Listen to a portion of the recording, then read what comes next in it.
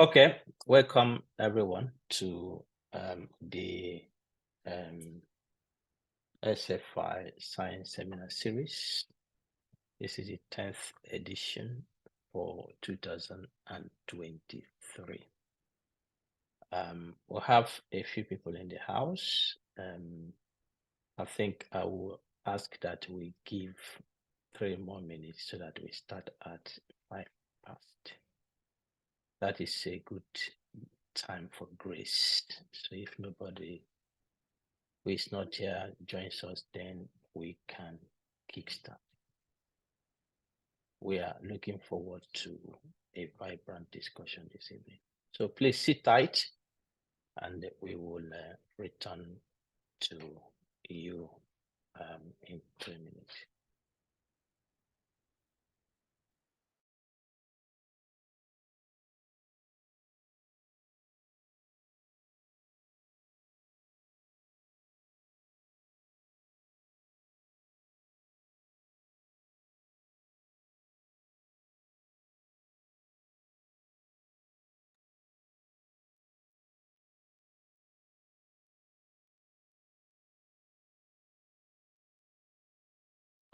All right. We have to start, colleagues, so that we can make judicious use of our time. I guess you all should know me. Otherwise, my name is Bright Noir, and I am the convener of this platform. So welcome to this evening's seminar. I have my co-convener, Dr. Eman Sob. Eman, please say welcome to our participants. Hello, welcome everyone. Welcome everyone to the 10th edition of African Science Frontiers Seminar Series. I am Iman Sof, Associate Professor of Chest Diseases at Al-Azhar University, Cairo, Egypt, and currently at Taiba University, Saudi Arabia.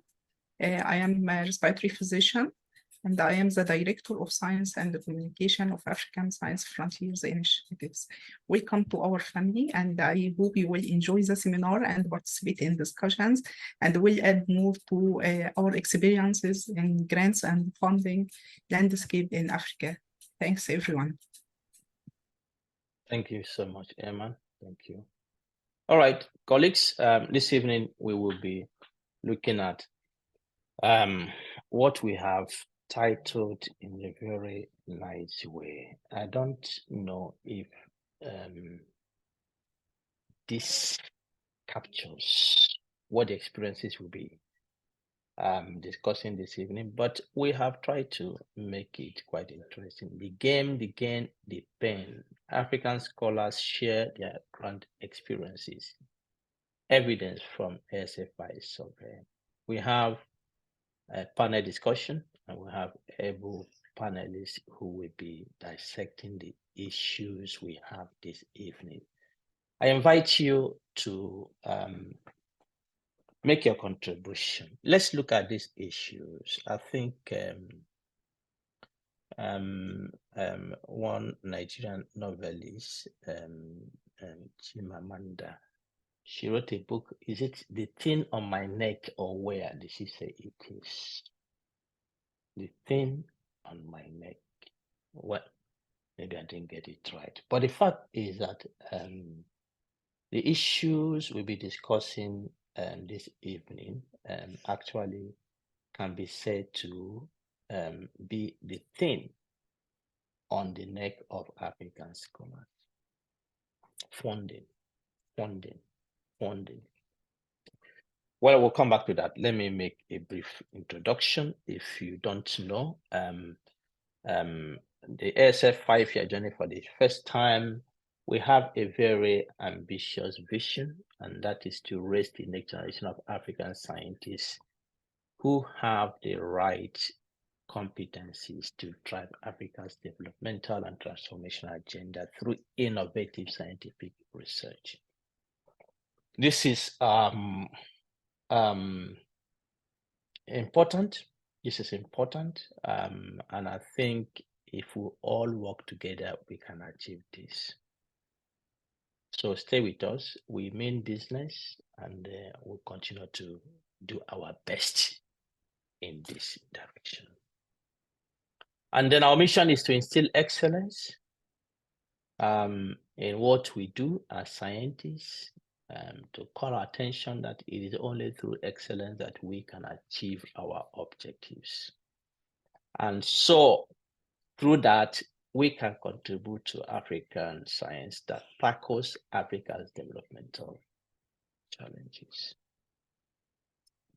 We have different programs, seminars and workshops like this. We'll have hands-on courses. We have mentoring program, and then we have research programs. One of those is what we will be presenting tonight. Our experience in the trying to collect information and explore the landscape of issues of research funding in Africa. So that is what we'll be doing today. We all have other research programs ongoing as well. And this year, our theme has been quality, productivity, impact. That is what we have been working on. Yeah, so during January and June, we looked at the landscape of journal publishing in Africa. And since July, we have been looking at issues of research funding. Just to highlight a few words about this evening, please, I will encourage you, use the chat box to introduce yourself. Use the chat box to introduce yourself. Tell colleagues where you're coming from.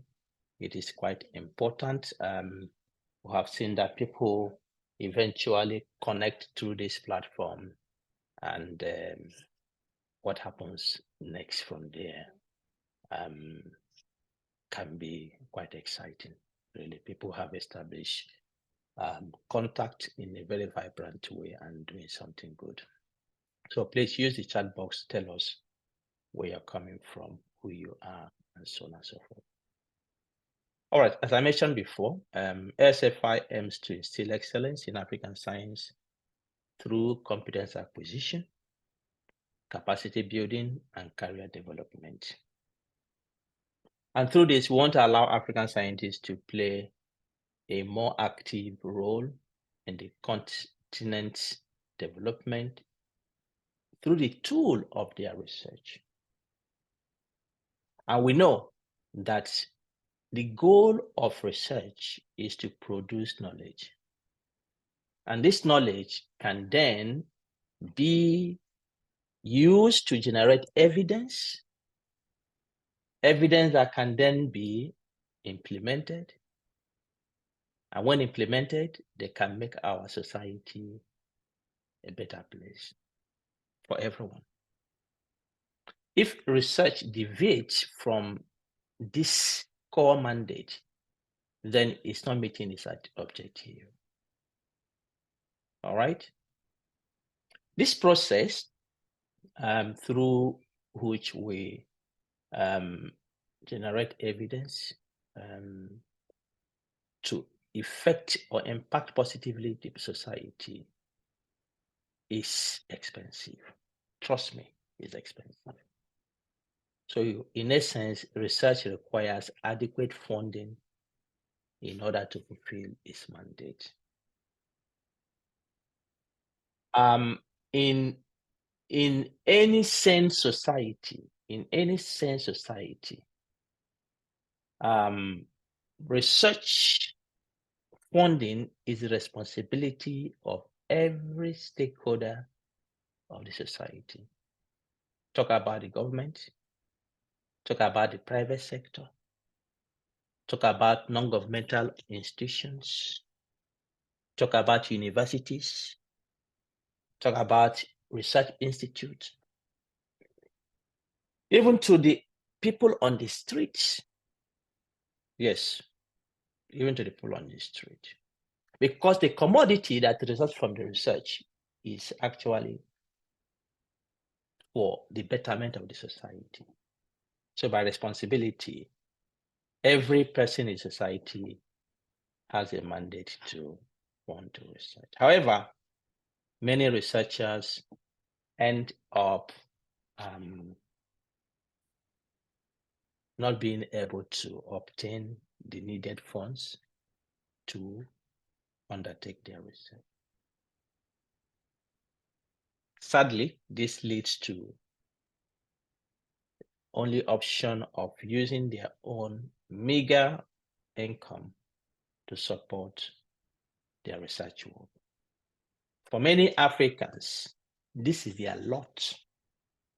For many Africans, throughout their career, for every piece of research they have done, they have used their own personal income to do it.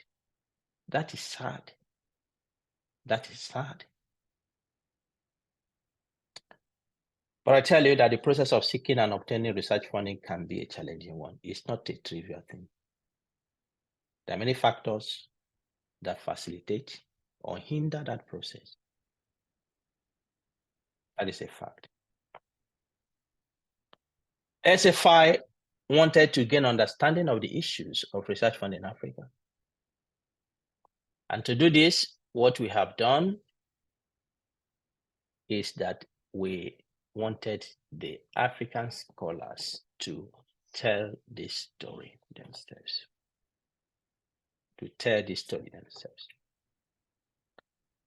So we went out to collect the experiences of African scholars.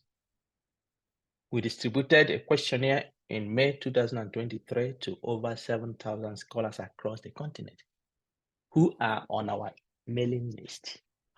And of course, we use the snowballing process through which we reach out to other persons too who are not on our mailing list.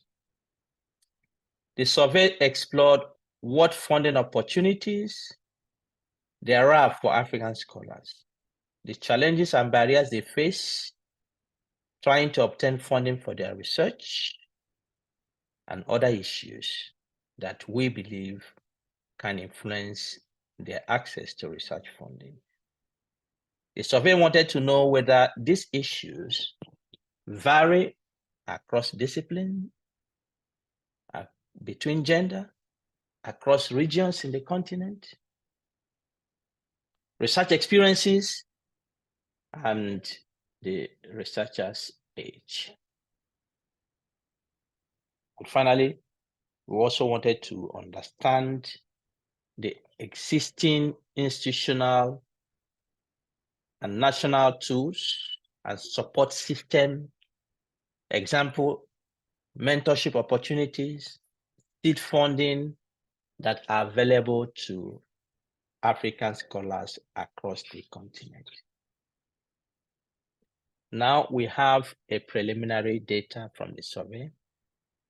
And as part of the program we have been having since July to dig into the issues of research funding, we this evening want to present and discuss the preliminary findings we have generated from the data we have collected. Mind you, please, that the survey still continues, and I believe that the link will be shared on the chat box. So if you have not completed it, please, I hope that after this evening, you will find a reason to complete it. So this evening, we want to discuss this survey, want to discuss its implications, want to discuss the future outlook of research funding for African scholars. 6 abstracts from this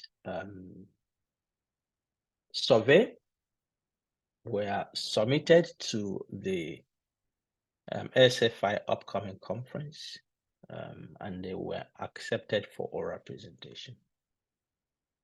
The conference is coming next month. I will come back to that later. But I will encourage you, if you have not registered for that conference, you're not doing yourself any good. You're not doing yourself any good. Perhaps you don't really understand what we are trying to do. Please, I encourage you, go and register. Not only register, you can register for your friends, for your colleagues, or send a link to them to register. We have a fantastic program, issues that we believe are very important to us as the people. So this evening, from the survey, our discussion will center around the following: training and capacity building, looking at the role of previous exposure, research funding, or methodology in research funding in Africa. The situation of mentorship and research funding in Africa, institutional-based capacity building, and issues surrounding that. We want to also look at sources of funding, issues of self-funding, government versus private sector funding in Africa, knowledge and awareness of African scholars with regards to funding sources available to them. Then we have the issues of seed funding, institutional support system. Ladies and gentlemen, we have, as a panelist this evening, a representation of the team ASFI appointed to implement this survey. And they will be taking this task this evening. I have with me Dr. Nidal Essa. She's based at the University of Medical Sciences and Technology, Sudan, joining us from Saudi Arabia. I have Dr. Olusegun Ewemuje from the University of Botswana. We have Dr. Olubukola Adesina from the University of Ibadan, who unfortunately is on transit and couldn't get to her base before this program starts. So we may likely miss her, but she has been a vibrant team member of the team that implemented this research. And last but not the least is Dr. Adedayo Oyedele from the Institute of Agricultural Research and Training in Nigeria. This is the team that will be discussing these issues this evening. And the pattern we have here now is that they will make a presentation of the key findings they have. And after that, I will start with a question. My role is to ask them the hard questions this evening. And ladies and gentlemen, we want this to be a very engaging discussion. So I invite you, please, once it is time, or when this is going on, take note of the issues, because we want to really dig deep into these issues that affect us, so that we can have something we can take home and begin to look into them in the future.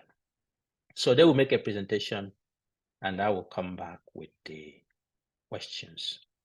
So please join me to welcome the panelists. Dr. Nidal Essa, I hand over to you, please. Hello, greeting all. I'd like Good to evening. be here. So you can hear me, Prof? We hear you clearly. Okay. So I will start sharing my presentation. So do you see my screen? Yes, it's trying to share, not yet ready to share. Okay. Maybe I try to stop and share again.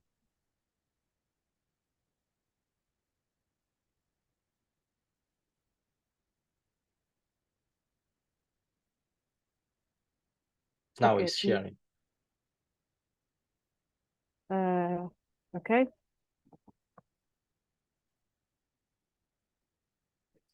Slideshow. Okay, so I will start first with by expressing my gratitude to my team for their remarkable effort and commitment to achieve this task. I also want to thank Prof. White and Dr. Iman for their guidance and support. During this presentation, I will talk about the demographic characteristic of the study group. Also, Joe will talk about the training and capacity building section. The source funding will covered by Adodai, and unfortunately, Dr. Bukola will plan to present the seed funding and administrative support, but I will present on behalf of her. So in June of this year, we distribute the online survey to more than 7,000 African scholars, but unfortunately, we only received 170 responses, which is below our expectation and raise the questions that why we have this low response rate. The responses come from the African regions. The highest presentation come from West Central Africa with 58.2%, the North Africa with 32%, and the lowest one from the Southern Africa. In terms of country, we have Nigeria, that the most participant from Nigeria, while other countries such as Ethiopia, Zambia, and Rwanda, we have only one responses. The men represent the majority of our study population with 58.8%, and the female with 41%. They are all their age group about 64%, around more than 40 years old. They are either from medical sector with 46%, social sciences 40%, 14%, art and humanities present 90%, while the technology, agriculture is around 7%, and social life science and biological sciences 8%. The others are less than ranged from 6 to 8%. The 82% of them, they are working in governmental institute, either with a full job, a full-time job, either as a academic staff with 45.9%, 20% of them they are researcher, around 18% of them either they're librarian or have administrative role, and 15% of them they are clinician, and more than 55% of them they have the PhD degree. So now I will leave the floor for Osijo to continue. Oh, here. Osijo, the floor is yours. Okay, so good evening. Good evening. I believe you can hear me. Yes, Yeah. please. We hear you clearly. Okay, so I will be presenting the training and capacity building for this research. And so respondents were asked if they took part in research methodology as a required subject while in school. And then 87% of them responded yes to that question, with just 13% saying they do not take that as required subject in their academic year. Out of this 87%, 99% of them took it as thesis-based research and said this is required for their degree. And then also out of this 87%, 11% took it at undergraduate level, while 34 took it at a postgraduate level, while 55% at both undergraduate and postgraduate levels. Okay, so we also asked them about mentorship program in their institution, which unfortunately we see that just 40.6 of them say there is mentorship program in their institution. That's to say, out of every 5, we have just 2 having that in their institution. And then they were also asked about their involvement in mentorship program, with almost half saying they have ever been involved in mentorship program. That is 49.4%. And out of this 49.4%, it was discovered that 35% of them serve as mentors, with 32 serving as mentee, while 33% of them serve as both mentor and mentee. Okay, so we try to look at the involvement with in mentorship program with their demographic information by cross-tabulating this. And then we discovered that those who are age 40 and above are more likely to be involved in mentorship program. And then while considering gender, this is almost the same thing, with female slightly having involvement in mentorship program with 51%, was more than their male counterparts. It was obvious that those who have PhD are more likely to be involved in mentorship program, maybe because they could serve as mentee, either mentee or mentors.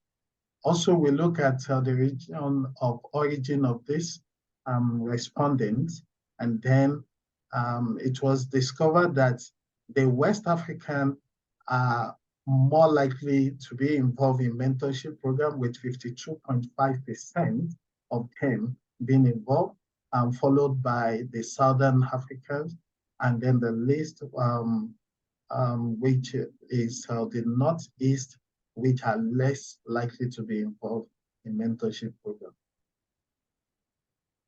Okay, so we also asked them if there is training in research grant, training in grant writing for continuous development in their institution. But unfortunately, we discovered that 78.8% of the respondents are not even aware of any such program in their institution, with 8.2 saying that they are aware, but they have never joined the training, and only 12.9% of them are aware and also benefited from the program.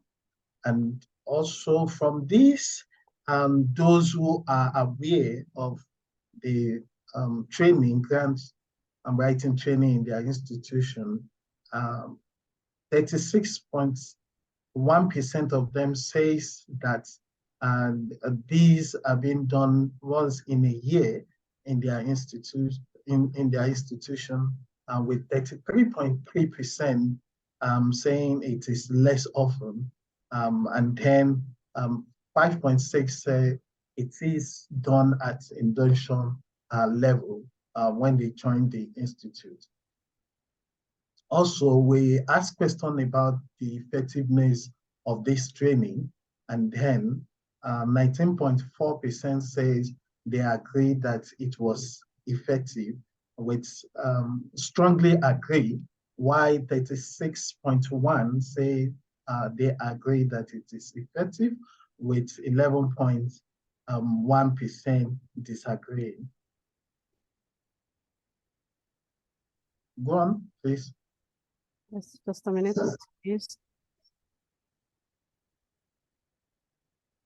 Okay, so we also ask questions on if they have ever applied for grants, and it was discovered that 52.4% of the respondents have ever applied for grant, with 46.1% of them winning grants out of this 52.4%.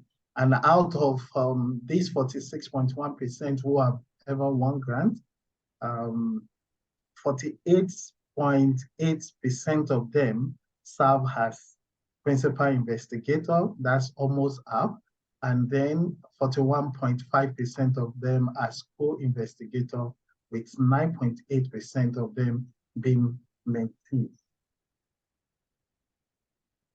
Okay, so we went further to look at what are the amount of grants won by the PIs and the as co-PIs. And so for the principal investigator, it is alarming to note that less than that 37.9% of those who won grant as principal investigator actually won grant that are less than 5,000 US dollars, with only 17.2 of them winning grant that is more than 50,000 US dollars. And among the co-investigators, it was also discovered that 17.6% won grant that are less than 5,000 US dollars, with 23.5 winning grants that are more than 50,000 US dollars. Okay, so we also look at the cross tabulations of grant winning with the demographic information. And then we discovered that those who are age 40 and above are more likely to win grants than their counterparts that are less than 40. We see that here males are more likely to win grants than the female. Remember, the reverse was the case, though almost the same for mentorship. We also see that those who have PhD are more likely to have more likely to win grants than those who do not have PhD. Among the region, those the region of origin, we look at that, and then we discover that those from the Northeast Africa are more likely to win grants, and this is followed by those from the Southern Africa, while those from the West Africa are less likely to win grants. And also, this is exactly the opposite of what is happening when it comes to mentorship. And also we look at the main discipline, and we discover that those in medical and health are more likely to win grants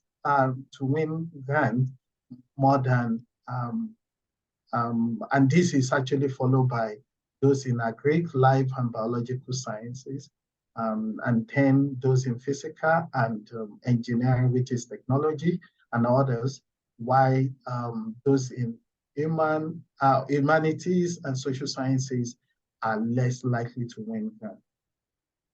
So thank you. Thank you, Alcido. Okay. Adudai, are you with us?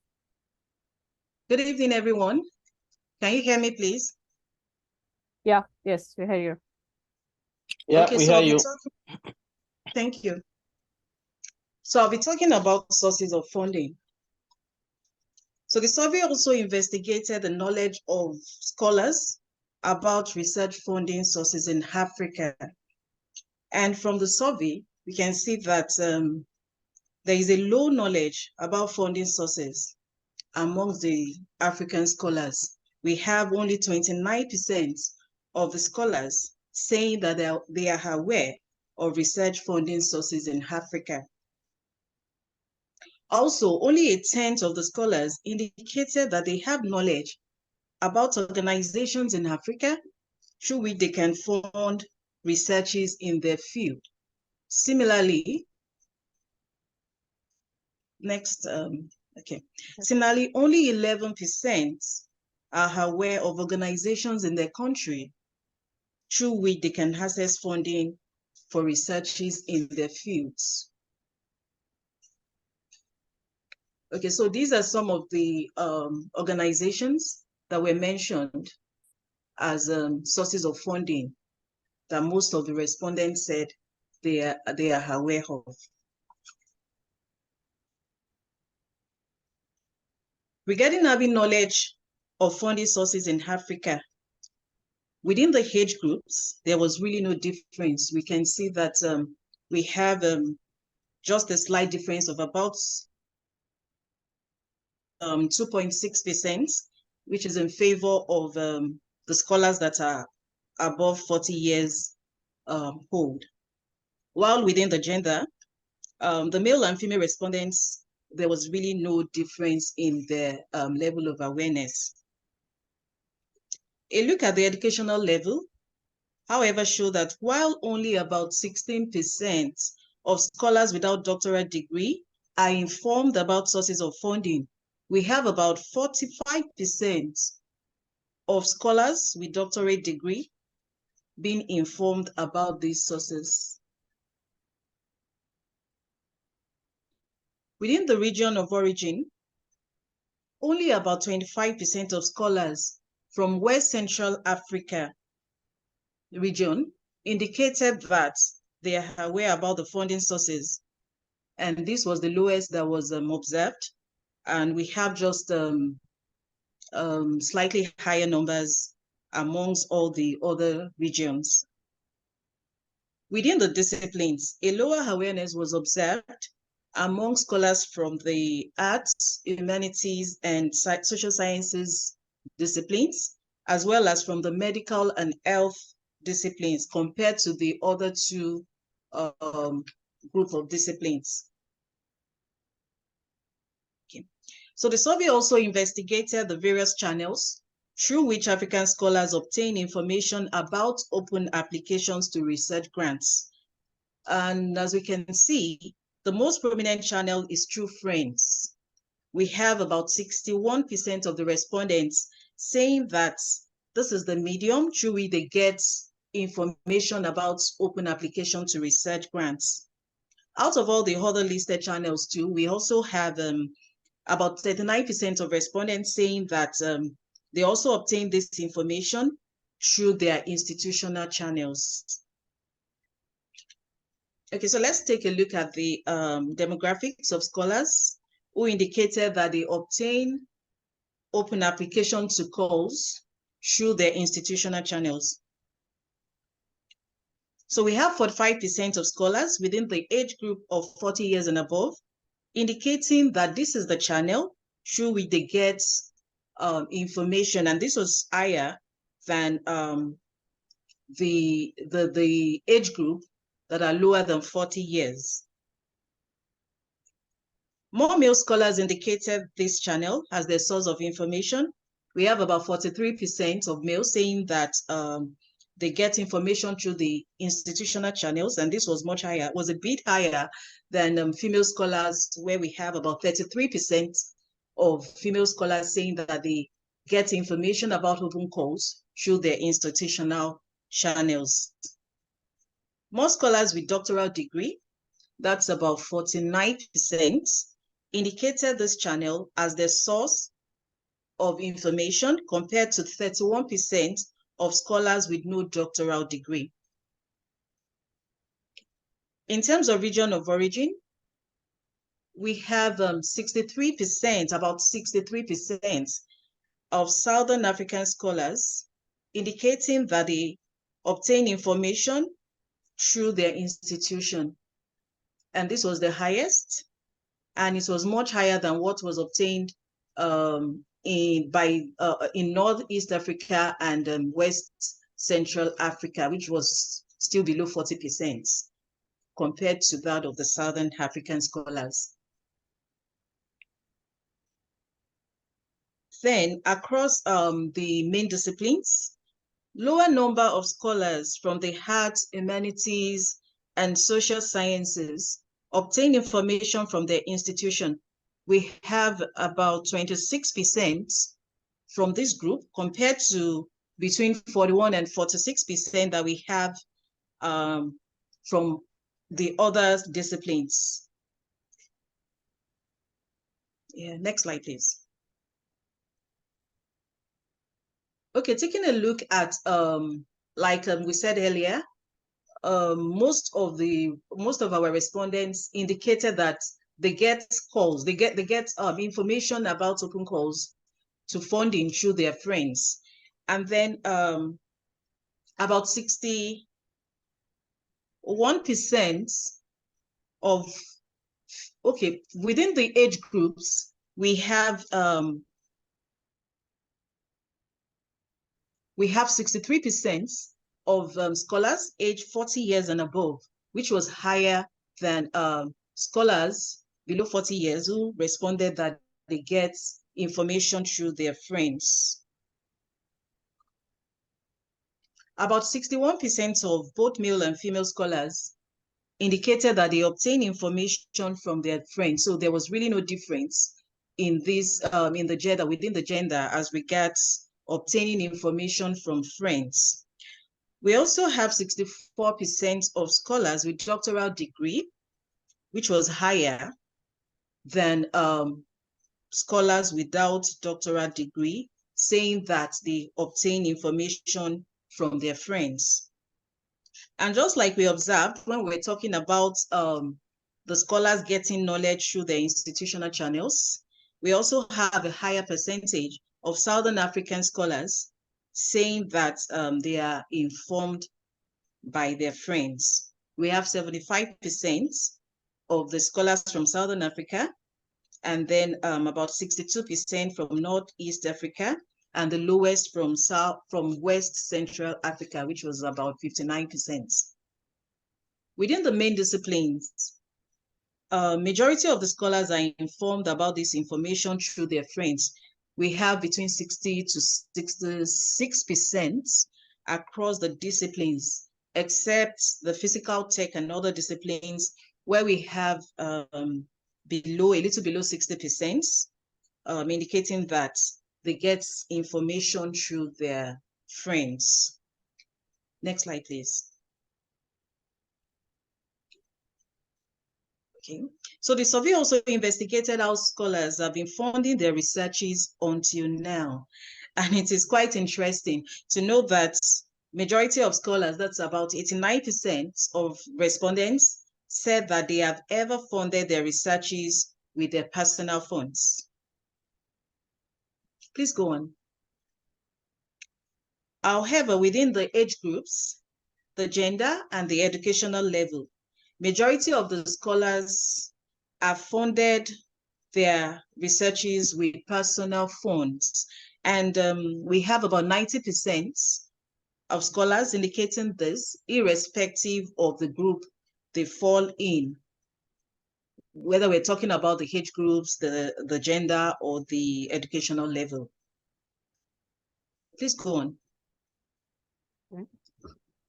Okay, so however, within the region of origin, about 96%, that's almost all the scholars from West Central Africa, have funded their researches with personal fund.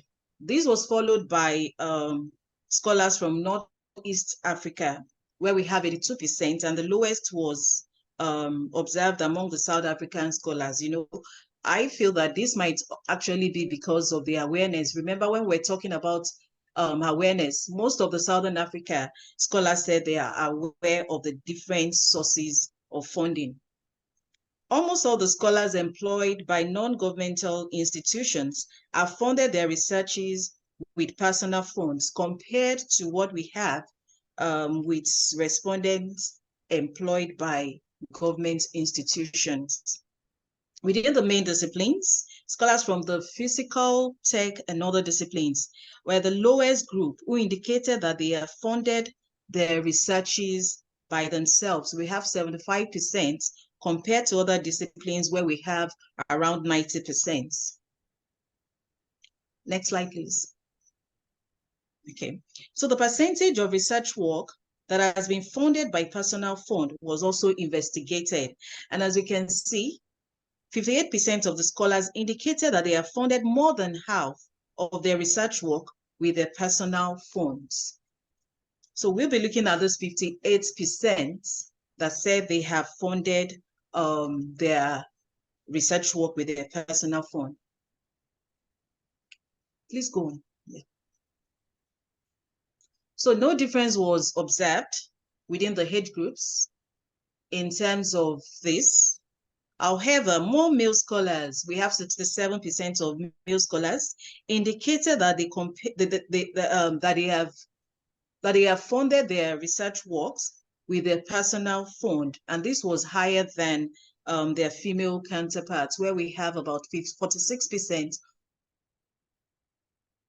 of them indicating this.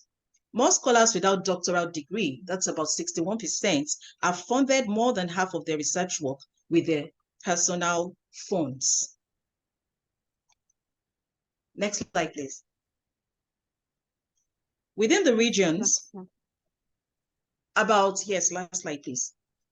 Within the regions, about 81% of the scholars from West Central Africa have spent their personal funds on more than half of their research work compared to the other regions, which recorded significantly lower number of scholars indicating the same. So we can see across the Southern Africa and Northeast, it's quite lower, much lower than what was obtained among West and Central African scholars. Within the disciplines, while about 60% of scholars from other disciplines indicated that they have spent their personal funds on more than 50% of their research work, only about 40% of scholars from the physical, tech, and other disciplines indicated that they have funded more than half of their research work with personal funds. Thank you for listening. Thank you. So I will take stage now to present the awareness of funding opportunities in terms of your organizations. So we find that 90% of them, they didn't aware about research funding organizations in their field, regarding their field. Almost also similar to the above factors, they also didn't aware about their in countries, in terms of their countries, about research organizations that provide funding. 64% of them, they are aware about their institutional funding opportunities they provided. What is interesting that 81% of them, they are not aware about any early career research grants in Africa. And almost more than half of them, they didn't aware about the administrative support that provided by their institute to implement their researches. So we ask about if their institute have any seeds money to fund their projects for its staff, and the majority of them, either they didn't aware about this seeds money, or they are not received any of them. With only 70% of them, they received seed money from their institute. We compare it to different demographic factors. So it is also not, there is no differences in terms of gender, age groups, regions, and either they have their PhD degree or not, but also the percentage either higher in respondents who are not aware, or they didn't receive this seed funding. So have you ever received seed funding in terms of gender? We'll find that the majority of the females have less opportunity to receive seed funding from their organizations. In main disciplines, we will find that the medical and health sector, they have the highest percentage of they didn't receive any research funding in compared to other disciplines. In terms of if you have your PhD or not, you will find it is more higher in PhD holders to proceed for their research and implementing. In terms of regions, we will find that the majority in the Central and the South Africa, they haven't received seeds money to implement their researches. So now we will open the discussion and floor for your Prof. Bright. Thank you for listening. I hope you enjoy what we present. So I will stop sharing. Right. Thank you very much. Thank you very much, Dr. Esther, Dr. Ewemuche, and Dr. Oyedele. This is quite interesting, and I think we all agree that they have done a fantastic work here. And I'll put a comment in there. You are just quiet, colleagues. Do you like this story? Does it affect you? Please, let's start the discussion from the comments. Be making the comments. Let's.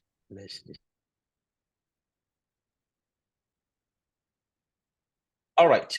I would really go through each of you because now you represent the regions that we have in this survey. Northeast Africa, and that is where Dr. ASFI is joining. We have Southern Africa, where Dr. Ewemuche is joining, and West Central Africa, where Dr. Oyedele is joining us. Just to have an understanding of what operates in these regions where you are. The question of funding, is it important for an average African scholar? The question of research funding. Is it important? How important it is? And why so? Let me start with you, Dr. Esther. Looking at the area you represent, the region you represent, the question of research funding, is it important for researchers from Northeast Africa? Yes, I think it is important to have funding opportunities in terms of different disciplines to improve the research quality and productivity. So I think it raises an important question about research funding, and it is important because without funding, it will affect our research productivity, quality, and close the international standards of research in comparing to other continents. So I think but I want to understand. I want to understand from your experience. You interact with your colleagues, you interact with your department, your faculties, your institution. For an average African researcher, the issue of funding, is it part of the worries they have? Is it part of the things they discuss that, well, I don't know what I would do if I don't have funding? If they don't have funding, do they see their career not to have any future, actually? Definitely, it affects their willingness to to implement researches. If they didn't find funds for their researches, definitely they will sit back. And maybe they just respond like, it is not my responsibility to provide funds. So if I didn't have fund, I didn't get fund, I just quit from what I have. But and I think also what motivates you also give you that the encourage you to complete what you want. So in terms of either you will not be promoted, you will not be updated in your career. So having a fund for your research, it is important for anyone. For me, I think one thing that I have delayed in my postdoctoral that I am looking for funds. So I think it's important. All right. Eman, I see your hand. You want to speak? You are coming from Northeast. You want to add to that? Yes, thanks, Bright. Along my experience and working and communicating with my colleagues, I am in the field of medicine, and also I have some interaction with colleagues in different fields. Funding always is a big problem. Either people don't know the sources of funding, and the funding opportunities come and go without sufficient applications or without actual applications that respond to the funders' requirements and funders' questions, or people find it easy to use their personal funds to do research because they are overwhelmed by the application process and they do not go through the routine and difficult application process. The net results, they do research that is of poor quality in terms of sometimes they justify using a low sample size for research because of lack of funding. They have no money to pay for resources, so we study a low number of participants, and for this, they get rejected from international journals and the process is going on. At the same time, there are many funding opportunities. People do not know how to apply and how to go the process, and they do not attend awareness sessions of funders, so they don't know how to go through this. So it is important to discuss this. Thank you. Yeah, Eman, thanks very much. I will come back to some of those issues. Let me go to Dr. Ewumuji. You based in Botswana, and the same discussion. How do the researchers there see funding as part of their career? Is there a situation, because in this part of the world I am, if you are a scholar and then, I mean, you can't do research with your personal money. It's not possible. But if you don't get funding, then it brings stagnation in your career, really, because that is one of the key things that will determine your progress. I don't know if that is the same what is happening in Southern Africa. I did very well in the result you have presented, but what is the situation, the discussions, the worries people have regarding funding? Is it an important part of discussions researchers have? Let's say they go to have a cup of tea, they meet. Is it an issue for them? Okay, so thank you, Prof. Of course, it's a big issue for us here in the Southern Africa. Yes, the result we see, I would say it is more of the South Africa and not Southern Africa. Yes, South Africa is a part of Southern Africa, but I see other countries around Southern Africa also struggling and still having the same thing we have in other parts of Africa. Now, for instance, for us in Botswana, it is expected that we grant winning is part of our promotion.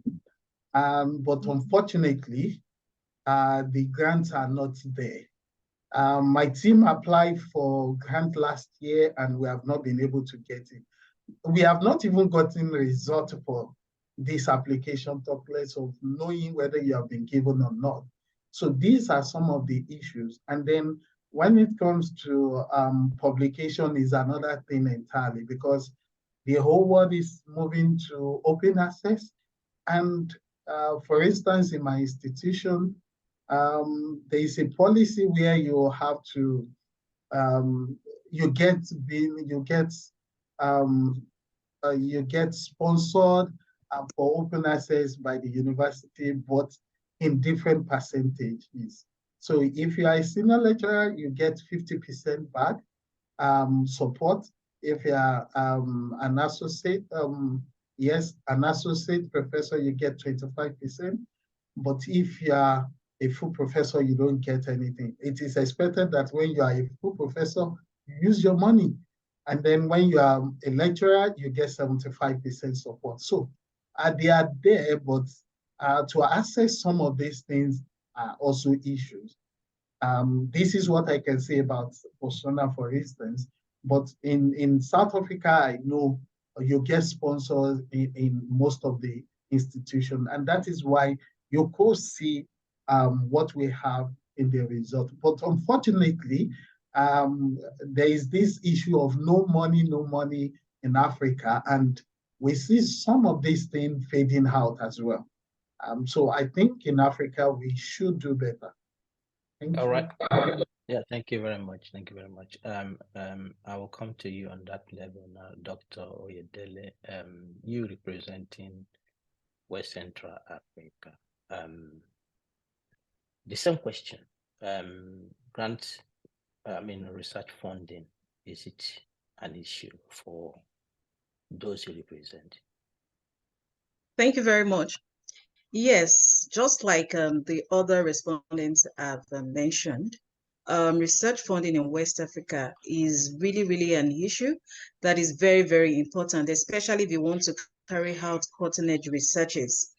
And, just last week, we were still discussing this in my institution. I work in a research institute, and I've had the opportunity to researchers from other institutions, from countries, especially the Western part of Africa. And it's still the same issue, access to research funding. Most of the researchers and, of course, lecturers here, they still carry out researches too. They are not well paid. So even the issue of using your personal funds is now out of it. So you have to look for funds. And then something else that we observed is that we have little number of grants that are available. Most of them are from the international bodies, and the competition is always very high. So most time it's almost not possible for you to get funding to carry out your work. So most times you just end up doing maybe basic research, which is quite worrisome. You want to publish in high impact journals, but then the results you are presenting is not, I'll say doesn't follow the current trends. You just carry out basic research because there is no funding. So it's really an issue that needs attention and should be tackled here. All right, please hold it there. I will start from you on this. All of you have agreed that the issue of funding is important. It's part of your expectations and discussions. And so if you relate it to what we have done here, I've sent out questionnaire to over 7,000 people.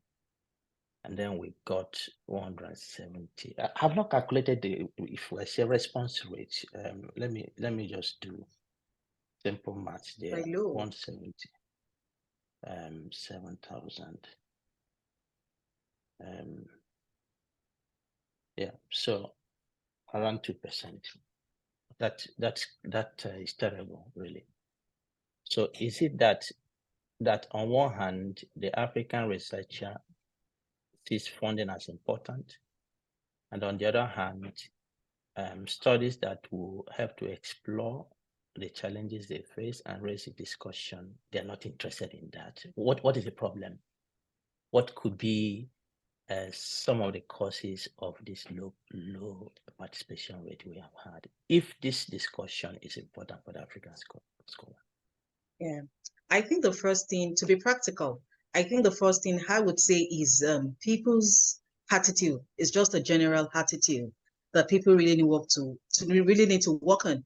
You'll be surprised that a lot of people probably did not go through all the questions. You just see it and you'll be like, I'll get back to it, or I'll do it later. It's just an attitude thing, actually.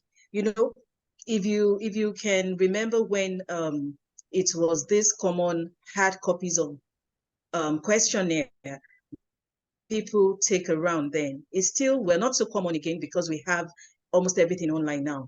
You see that most times when people bring this for people to feel, most don't give a good response. You know, at times you drop it on the table, you have to keep chasing people around to get it. That's one factor. Then again, I think maybe presentation of our survey needs to be worked on. People don't want to spend a lot of time on that. For people who actually go through this survey questionnaires, most people don't want to spend a lot of time answering questions on questionnaires. So, you know, I was just thinking when I saw the ratio of the respondents, I was like, okay, maybe we actually need experts in communication to be helping us when it comes to designing our questionnaires. Maybe making it more attractive to people might bring a kind of interest, because this is an issue that needs urgent attention, you know. So, but just like you said, we have a very low turnout. Everybody needs a grant. So why are they not feeling it? That means it's probably not interesting to them. It takes time. I'm talking from a general perspective now, not even in relation to this ASFI survey that we carried out, you know. So we may need experts at times to help us in communicating our questionnaires so that we can have good responses from our potential respondents. And just like I started with, people's attitude generally is one of the main issues when it comes to survey materials. All right, I will see follow up in your question, because you are raising an important point, attitude and interest. Now, the issue of research funding. If an African researcher gets funding to do their research, what do they want to do with that money? Is it to produce good research that will have implications for implementation to make our society better, or is it motivation to to grow the CV for promotion? Because this issue of attitude, yeah, it's not only related to ASFI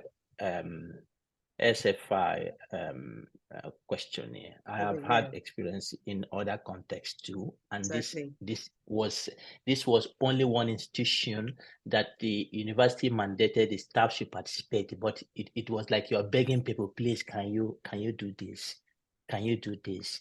So is it attitude towards research, what research is, or what is that attitude? I'm trying to understand that. And so if you get this funding, what is the motivation of getting the funding? To do something good, or to get your promotion, to fill your CV? What is there in an African scholar's mindset related to this issue of funding? I want to believe, well, based on the people I interact with, especially in my own organization and within this West African region, you know, most people even need this fund to carry out basic research at times. because most of our institutions are not well funded. So that means that if you do not even get the grant, you cannot get results to start with.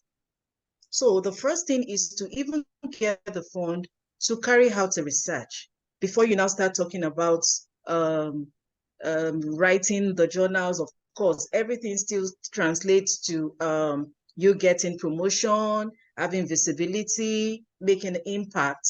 But I think even from an average African, because the main target is even to get the fund to carry out a research. You're not even thinking about an innovative research you want to do or a development. Okay, I have this research, I have this idea. Let me just do this first, and then I can take it from there. So it's even about to get something doing to execute your idea first.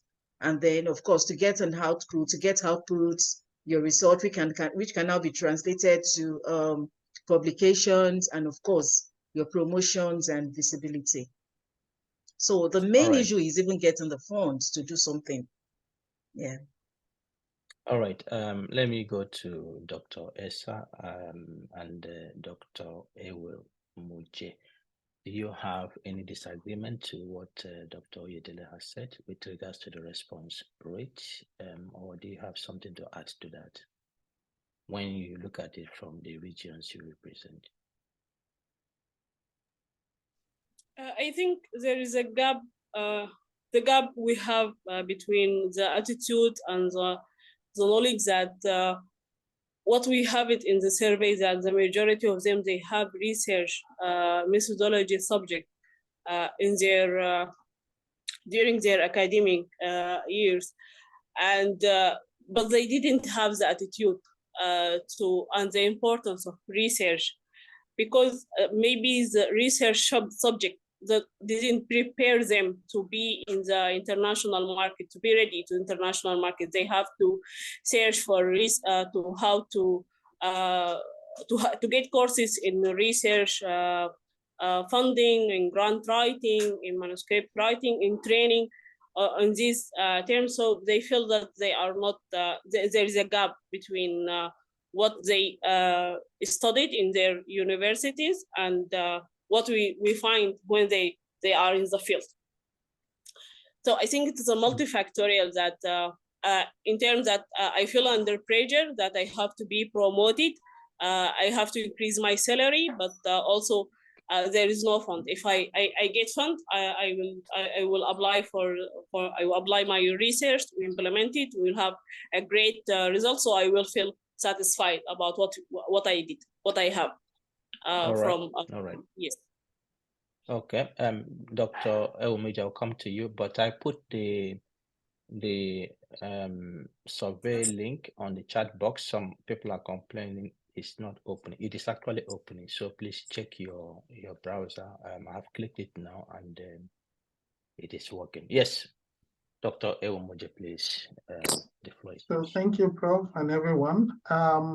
The same thing is applicable here, and for me, the key thing is actually attitude.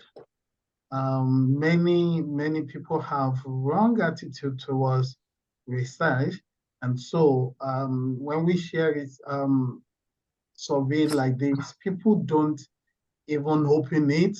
They feel they don't have time, and if you ask them what they are using the time for, you'll be surprised that they can be on their phone for long, and just to answer that, they find it very difficult. So, and also concerning research as a whole in Africa, for me, I would say major problem could be that there are no available, the availability is even low.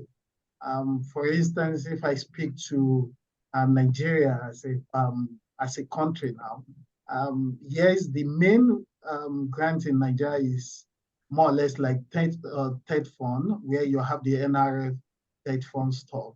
And then in the recent years, we discovered that the amount being given to people have also been reduced when you have the economy, where you have cost of things being increased in Nigeria, and then the grant are then being reduced. So you discover that even when people are given this research, they can't actually buy things needed for the research. And so they end up doing a research, a less quality research, so to say.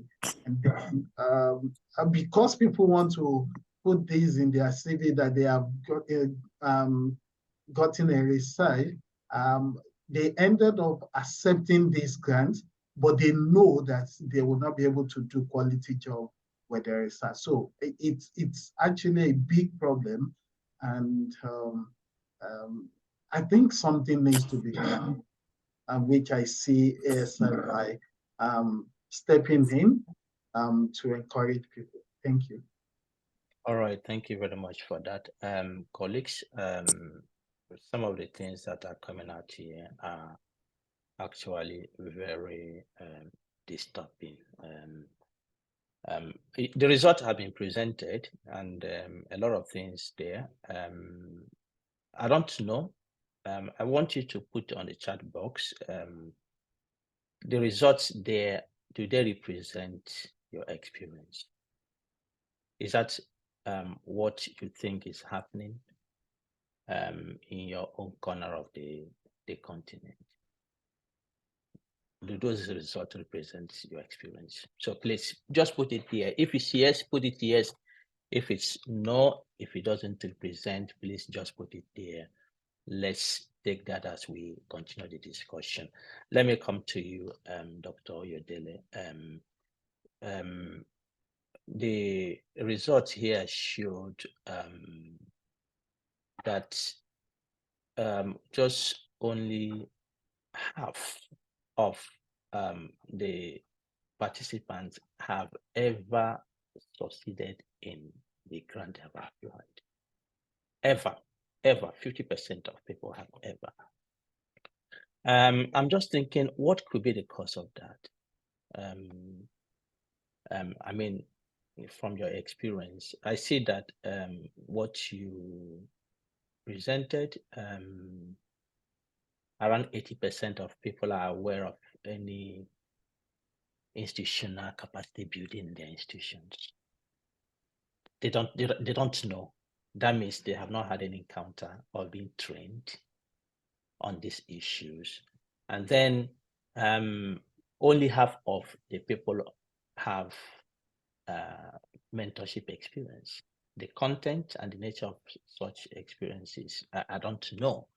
But given that only on average, half of the people have ever won the grant application they have submitted, what does that tell you, and what could be the cause of that low rate of success? Okay, thank you. Actually, I guess you wanted to say Dr. Odubukola, but that's fine. I can, from my own experience. No, you, Dr. Oyedele. Oh, okay. All right. Okay. Yeah. So the survey says about 58%, right? But I think in reality, in West Africa, for instance, is actually lower than that. For people who have actually applied and won grants, is lower than 58%. At least I can personally say, count the number of grants I've applied for and the number that I have won, and even people around me. So we have a very, very low success rate when it comes to winning research grants. And quite a number of factors can be responsible for this. Just like I said, initially, I'll give an instance. I think that when a grant is new, maybe there is a grant that is just new, most people are not aware about it. The profile of the people applying for it is just above, maybe just average. I mean, a lot of people can still get it. But by the time the particular grant becomes common, it becomes competitive. That's one thing I have noticed. So the older a grant gets, the more competitive it becomes, and then the more difficult it is to win such grants. That's one. Then again, I think capacity. Yeah, most people don't even know how to apply for grants. They don't know what. Okay, for instance, when I'll use myself as an example, my first grant ever, when I was doing my PhD, I knew I just needed a grant. There was no way I was going to carry out my research work without getting a grant. I had laboratory work to do. I had molecular analysis. I had field work and, agronomic data and all that to be analyzed. So I just knew that there was no way I was going to use my salary or loan. So I started looking out for grants. All the grants that people were sending to me, apply for this, I did, but I never got any. It was just one day I sat down in my office and I said, okay, let me just see if there's anything new. And I saw International Foundation for Science. It just came out, that particular call for that year, and at that time, they were still, giving a lot of Africans and Nigerian inclusive. So I applied and I was shortlisted. I got it, actually. But few years after, in fact, after me, I know the number of people I have given the link to apply, but they never got it. At a point, I think Nigeria has been excluded. Why? We have a lot of people who have gotten the grant from the country and even some of the other countries in the region. So the older it gets, the more it becomes competitive. And then let's even look at capacity training again. That's another thing I wanted to talk about. So when I got the grant and were shortlisted, we went for a training on grant writing. I saw some things, key things that I should have paid attention to, because we're shortlisted to like maybe 25 or so, and we were still going to be dropped. So after the grant training, we were asked to go and work on our application again. So those things that we were taught were the things that helped me to eventually win the grant. So there are some key aspects. There are some key attributes. There are some key ways that you need to know about when it comes to grant writing. So capacity building in terms of grant writing and grant application is very important, especially for our early careers and scientists, So I had a template actually when I was applying. So that sort of guided me. But for people who are not aware, they do not have a template, they do not even know anything, they just see a call and they answer it, it might be difficult to have a success rate for such people. All right, thank you very much for that. I see that Dr. Olubukola Adesina is here. She's one of the presenters. Dr. Adesina, I just asked you to unmute. Are you able to speak to us where you are? Yes. Good evening, sir. Good evening, everybody. Good evening. Good evening. I have. Your line is not good. Your line is not good. But I have a question. I have a question for you. What will happen to you? Is your line able to carry through? Otherwise, I think we can. Can you hear me now? Yeah, I hear you now. Okay, I guess it's fluctuating. Okay, so the question I have here is that in the section we are presenting, Dr. Nidal Essa presented on your behalf. Usually, the primary purpose of seed funding, which is mostly what the institution gives to researchers, is to help researchers develop pilot data, do baseline study, generate evidence that can be used to strengthen external grant application. But the result we have here is that majority of respondents indicate that their institutions do not have such opportunity. All right. Yes, sir. So I'm just wondering, what is the cause of this? Is it a lack of understanding by institutions? Is it the lack of funding by institutions to make such support? Because this is not so much money that it's an encouragement you give to your researchers. And so if this trend continues, what is the hope? So two issues. Institutions don't understand this, or they lack money, And what could be the implication of this if it continues in this way? Please help us with this. Yes, thank you, sir. I actually looking at the statistics, it is quite worrisome. And one is they're not so surprised that not so much research is coming out of Africa and the institution, because anyone who has an understanding of grantsmanship will understand the importance of those seed funding. It's like testing the waters for the researchers, and that is what they will use like steps or a ladder to go up to greater and bigger things. So when the institutions don't have the seed funds, or the scientists don't know that those seed funds are available, it's like going nowhere very fast. And why would those funds not be available? It's probably, I guess, a good way would be to ask the institutions themselves, but then one can speculate. We know that the economic challenges in many parts of Africa. But then sometimes they say sometimes you have to spend your way out of trouble. And I think maybe that is something that we don't seem to understand. Um, of course, people have also said, I mean, I listened since I joined that it's like maybe we also do not understand the importance that any society that wants to develop, they will have to put their money in research. One thing that also struck me looking through the data was that in South Africa, there was greater availability of seed funds, and more of the researchers who reported from there had also had access. So, I mean, they're going to do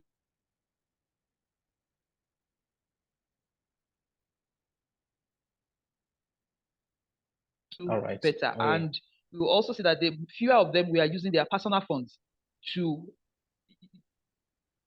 Can I go ahead, sir? Yeah, just conclude. Your line broke for some seconds, so we couldn't hear you. Okay, so I was going to say it's a vicious cycle. When you use your funds to do your research, you're not going to do very good research. You're not going to do research that is robust. And so the institutions need to understand. We all need to, because sooner or later, a lot of us will rise to those positions. We need to understand the importance of making those seed funds available to early career researchers. Thank you, sir. All right, thank you for that. Since you have mentioned the issue of self-funding, I think I will pick that next. Dr. Ewemoji, let me come to you. We see that over or almost 90% of the respondents say that they have ever used their salary. Goodness me. When I saw this, what came to my mind is that these guys in Africa are so rich to use their money to do research. Wow, this is powerful. But it seems that self-funding appears to be the norm. It appears to be the norm. So is it a matter of lack of funding that is causing that, or failure to obtain funding after several trials? Or is it that they are rich? What causes people to use their money to fund their research? Okay, so thank you, sir.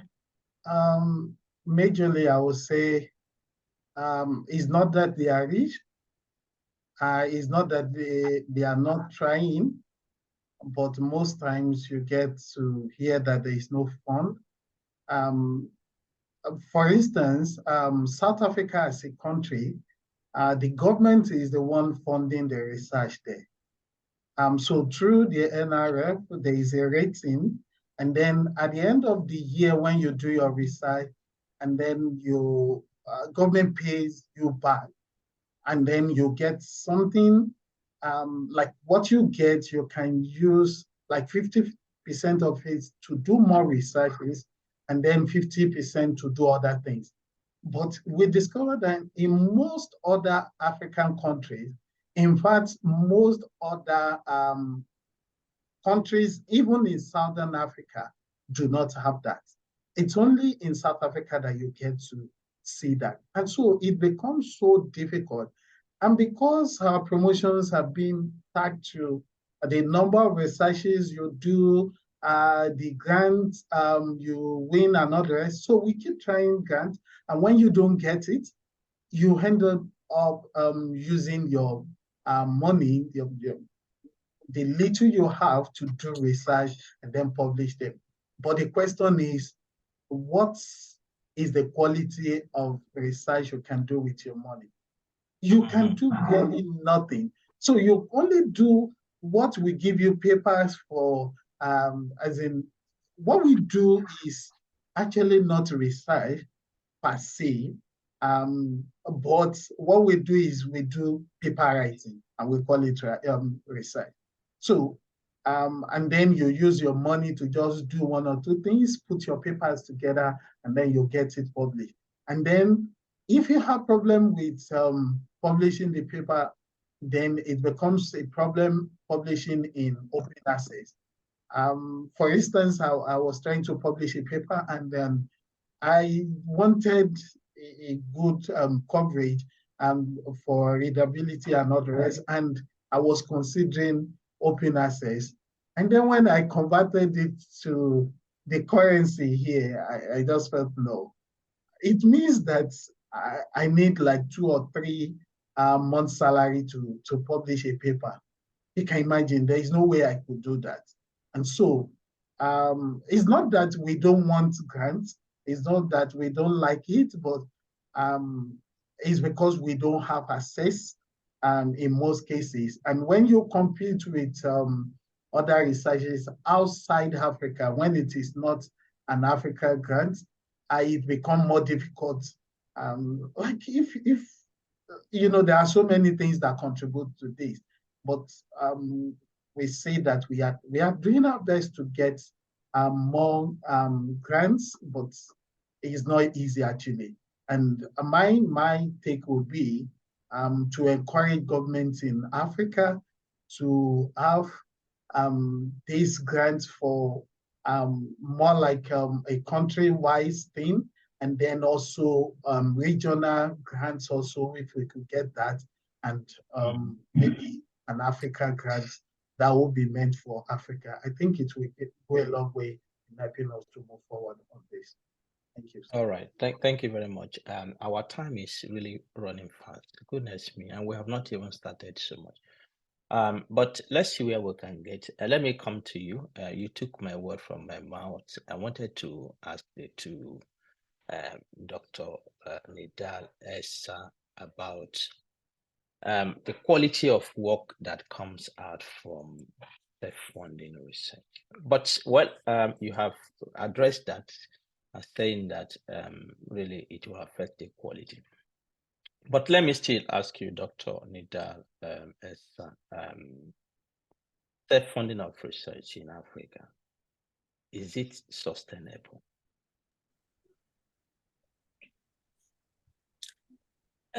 Sorry, Prof, I didn't get your last point. Self-funding of research in Africa, is it sustainable, and for how long is it sustainable?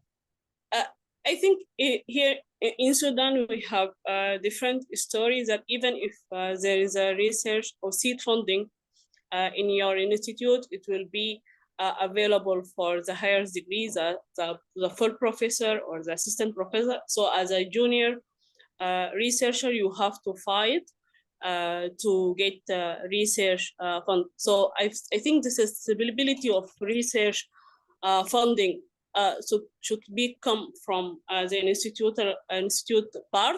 They look for research funding as a main part in their strategic plan. So they support their researcher and they improve their research quality and increase their ranking. So I think research, the sustainability of research funding play a key role in developing research and improving research quality in Africa. Mm-hmm.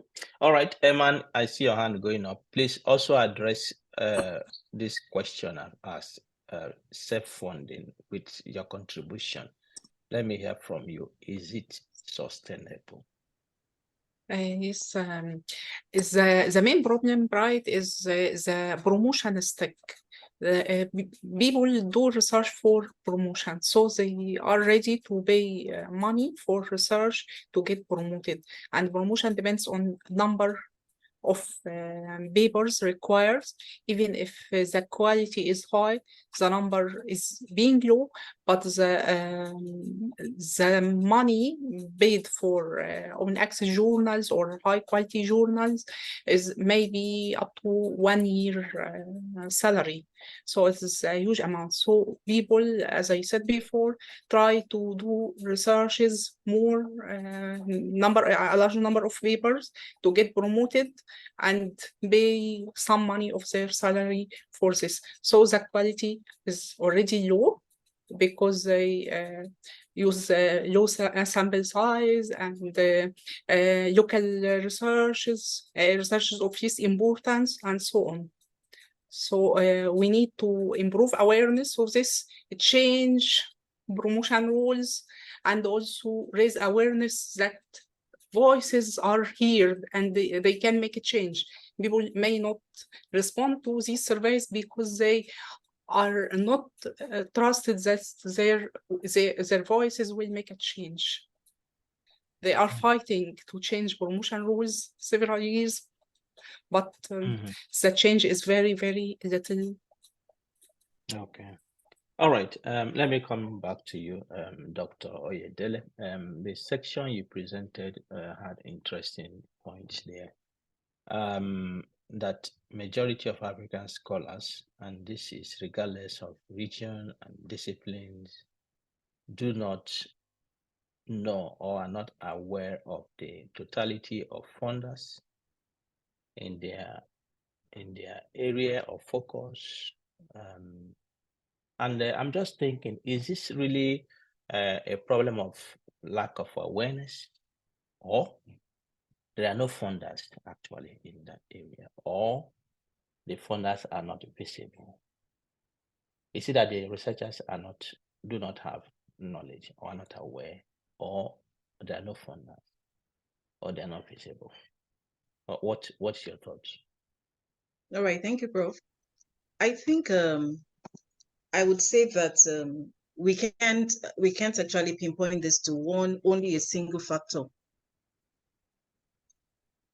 For instance, in my own field, microbiology, we have very, very limited funding organizations that are focused on my own field. In fact, I don't know of any, but I know general organizations that fund maybe sciences, agricultural related researches and all that. So at times it is very, very difficult for you to get to even see funding in your own field. I would say that they are not readily available. Yeah, that's what I would say for specific fields. So, I mean, they're not there, so there's no way you can even know about them. And for the few ones that I know there is American Society of Microbiology. They do fund researches.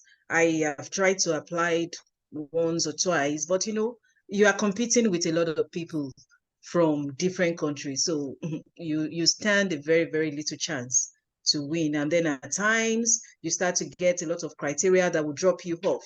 So they are limited funding. That's one. Secondly, I think visibility at times. Yeah. And then if you remember when we were talking about our findings, we said that most people get this information through their friends. So it takes somebody who has won a particular grant to convince another person that, oh yes, it's actually possible, because you just keep seeing a lot of grants that fly around.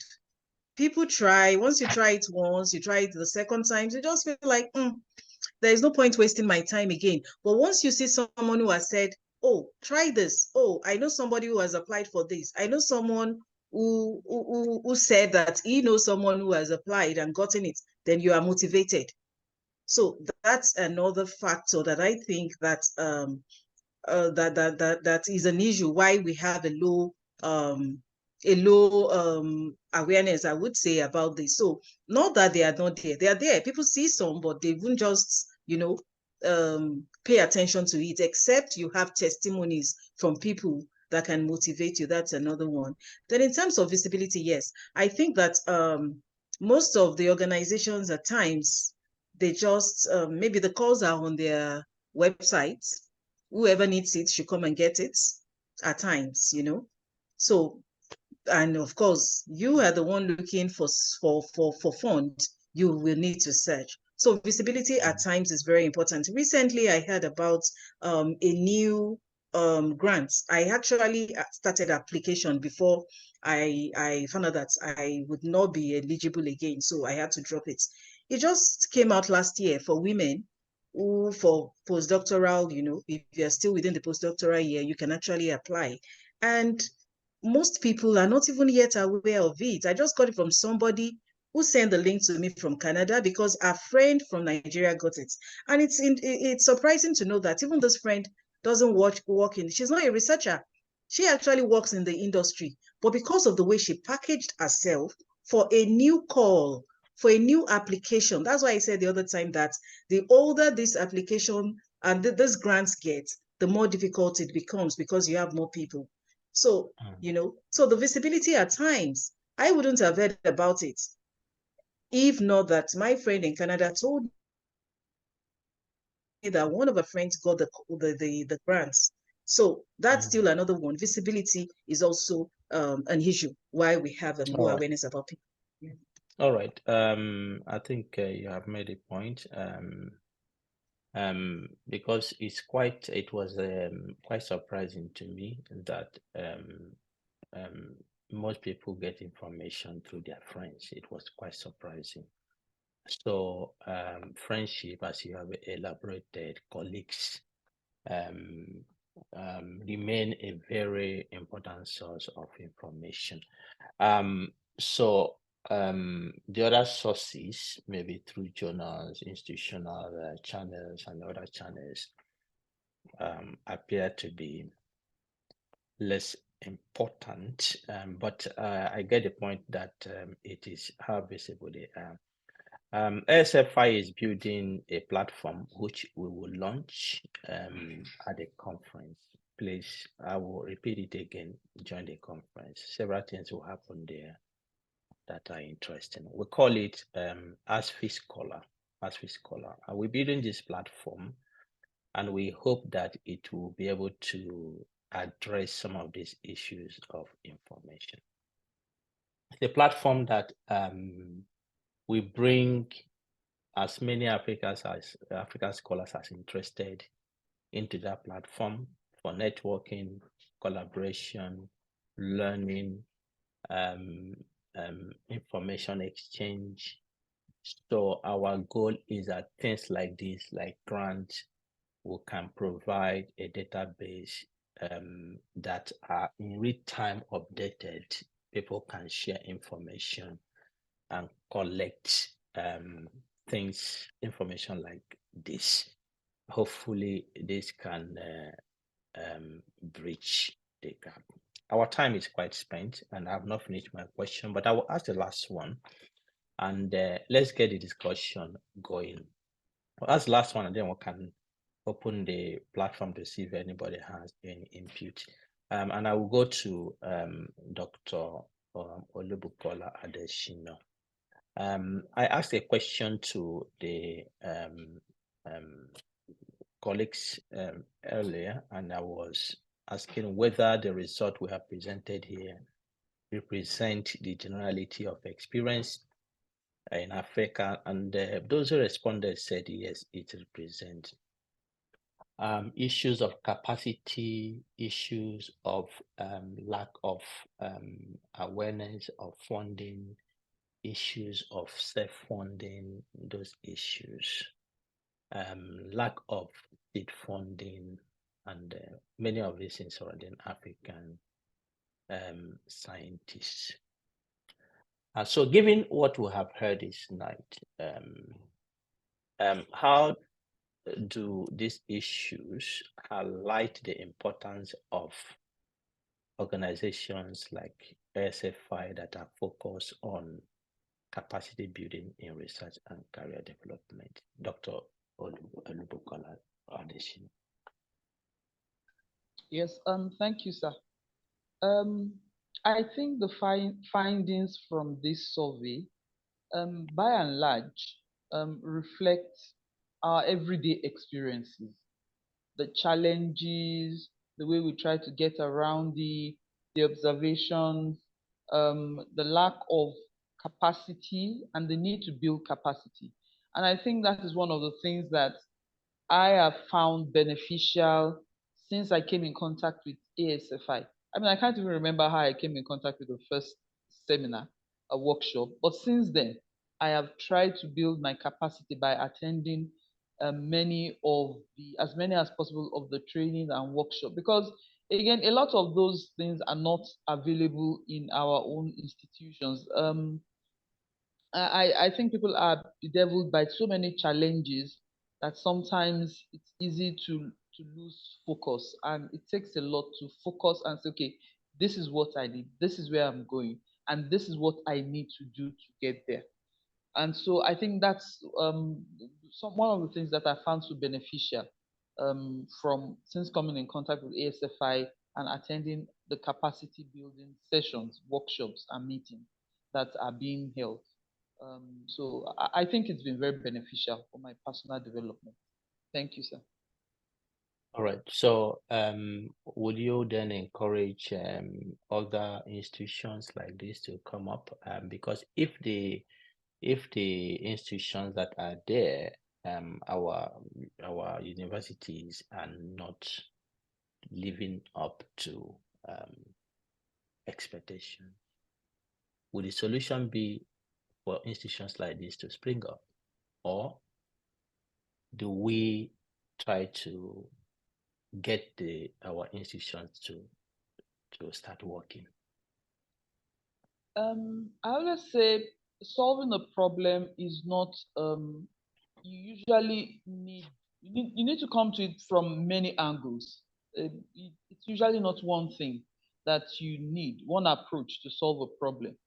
So while we are trying to get our institutions to understand, and maybe policymakers to understand the importance of research in our national development, people and organizations who understand should continue with their efforts in getting people to understand the role of research in ensuring that the problems in our community, that's the only way we're going to be able to solve the burden of problems that we have in our community. When we do good research and then we're able to provide solutions. So while some may not understand readily, or maybe they are bedeviled with some problems, those who understand need to forge ahead. So we can't wait. We must continue to forge ahead. So I think if there are other institutions, other individuals who understand this, and and it will be approached from different angles, all of us trying to solve this problem of ensuring that we're able to do robust research in Africa and solve our own problems. So that's my take on organizations such as ASFI and the important work that they're doing in building capacity of African scientists.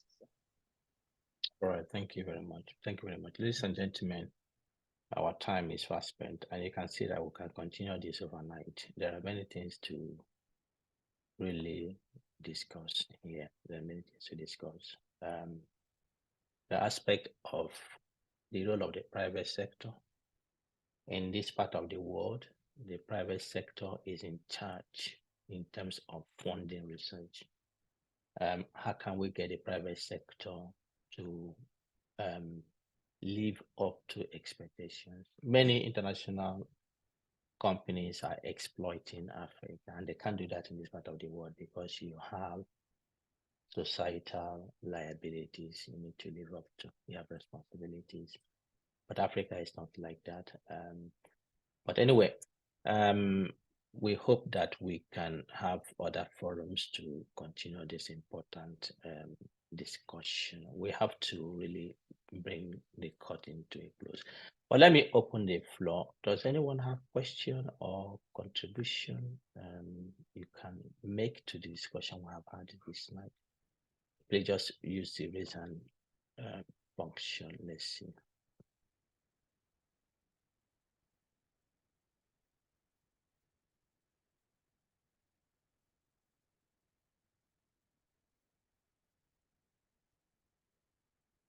Goodness me, it's like in a church. The priest has preached to sinners. Put your sins to you, or what? Was nobody's talking? Are you sober? Anyway, it's our problem. It's our problem. All of us are in it. We will continue to play our roles. If Africa does well, it is for our benefit. And we have to continue to share this knowledge and experiences and encourage one another. So, ladies and gentlemen, join me to thank the panelists this evening who have done a fantastic work to pull this together, and then have brought this discussion to us this evening. Please note that, as I mentioned at the beginning of the presentation, we have six abstracts from this particular survey submitted to the ASFI conference. They will be presenting it next month. Please join us to listen to other aspects of the survey we did not discuss this night. There are other issues to bring up. All right, so help me to thank Dr. Nidal Essa from the University of Medical Sciences and Technology in Sudan, Dr. Olusegun Ewemuji from University of Botswana, Dr. Olubukola Adesina from University of Ibadan, and Dr. Adedayo Oyedele from the Institute of Agricultural Research and Training in Nigeria. Thank you very much. We appreciate this effort. And we hope that we can take this further from here for next line of discussion. All right, I have to remind you that registration is still ongoing to the ASFI Seminar, Research for Africa's Transformation, Challenges, Quality, and Impact. If you have not registered, please, we are calling you. Don't miss the opportunity. There are many things that have been lined up. You have the keynote speakers, African sons and daughters who have made a landmark. They have agreed to be present to share their experiences with us. Don't miss that opportunity. And then we have also lined up this issue, gender issues in research productivity and impact in Africa. We have our daughters who have reached the highest echelon of their career and are available to guide us through these discussions. And then we have the bootcamp facilitators who will be speaking across different topics, different interesting topics that are very essential for capacity building and career development, issues of visibility and personal branding, soft skills for researchers, communicating your research to a wider audience beyond the academic environment, mastering self-learning techniques, and dealing with the issue of research proposal development. Please don't miss this. And this is a key highlight: 6 research sub-themes, 4 keynotes, a panel discussion we'll be having, bootcamp coaching sessions, 45 oral abstract presentations that will be made there, 40 poster presentations. We'll be launching the ASFI Research Journal, and then the ASFI Scholar or ASFI Scholar, as I mentioned. And then application to the Art of Scientific Writing and Publishing is still going on. Please take this opportunity. This is a fantastic course that you will not want to miss. And I hope that you will be able to take it. So, ladies and gentlemen, I think now you can, if you want to unmute yourself, you can unmute yourself And so hello to everyone. Thank you very much. I wish you a wonderful week ahead. Thank you for joining us. Thank you, Prof. Hello, everyone. Thank you, you. everyone. Thank you, everyone. Thank Thank you very much, Prof. Thank you. Thank you. Thank you, Thank everyone. you. Thank you, Dr. Thank you. Clement. Thank you. Thank you, the presenters. Thank you. Thank you. Thank you, everyone. Thank you, Prof. Thank you. Thank you.